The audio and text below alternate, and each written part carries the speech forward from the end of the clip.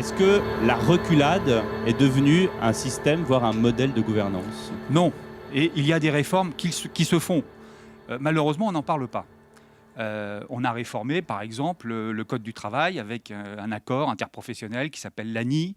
On a réformé la formation professionnelle. Bref, il y a eu un certain nombre de réformes. Oui, ça veut dire le qu'il y a des problème, c'est promesses que les réformes, quand elles sont réalisées et qu'elles marchent, on n'en parle pas.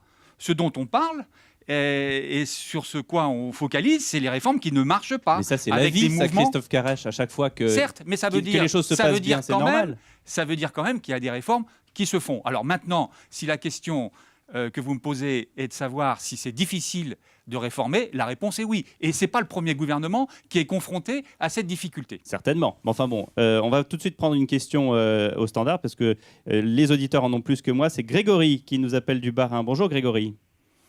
Oui, bonjour. On vous écoute et Christophe Carèche vous écoute. Posez-lui votre question. Écoutez, déjà pour vous dire qu'on a un gouvernement qui fait du tout et du n'importe quoi, on ne sait pas où ça va, qui réforme sans réformer, qui fait des reculades comme vous le dites.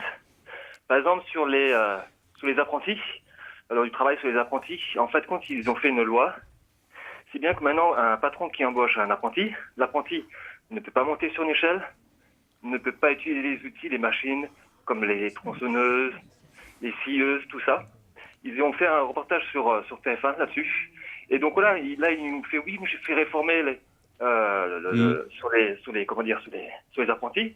Et en fin de compte, les patrons disent, ils prennent plus d'apprentis, puisque de toute façon, les apprentis ne peuvent plus rien faire. Alors voilà, un exemple concret, Grégory, Christophe Carèche, sur ce sujet. Je vous vois faire la moue. Non, parce Grégory, que sur les apprentis, et là aussi, c'est une continuité. Je cherche pas, il ne faut pas toujours avoir une vision partisane des choses.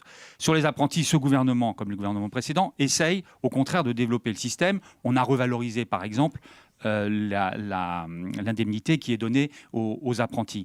Simplement, c'est vrai qu'il y a un problème sur la réglementation et sur l'hyper-réglementation.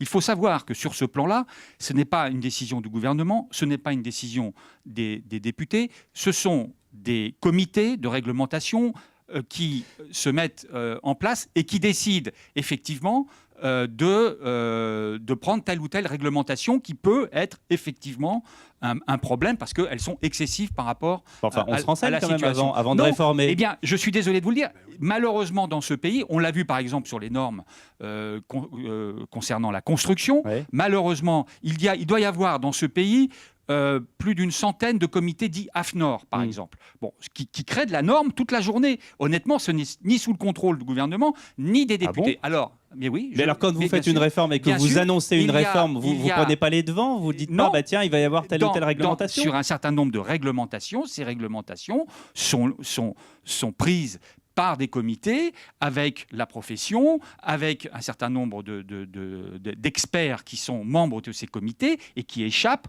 au gouvernement ou aux députés. C'est pour ça d'ailleurs que dans le cadre de la simplification, puisqu'il va y avoir une loi sur la simplification, nous allons nous attaquer à la manière dont sont prises ces normes. Il ne s'agit pas simplement d'ailleurs de réduire des normes existantes, il s'agit aussi d'empêcher que de nouvelles normes soient prises. Donc ce chantier est ouvert, je pense qu'on va avancer sur ces questions, mais je rejoins ce que dit... Ce qui fait que la simplification va simplifier la réforme, si j'ose dire. Il faut arrêter, il faut identifier et arrêter de prendre des nouvelles réglementations dans des cénacles assez obscurs, et il faut effectivement arriver à contrôler la production de normes en France. Ce n'est pas simple. Je sais que je vais peut-être, choquer certaines personnes ici, mais c'est la réalité que je décris. Qui veulent en venir aux mains. C'est la réalité. C'est la réalité que je décris. C'est la réalité que je décris. Voilà. Donc, encore une fois, ce chantier est ouvert et nous allons essayer d'y répondre. Merci de cette précision.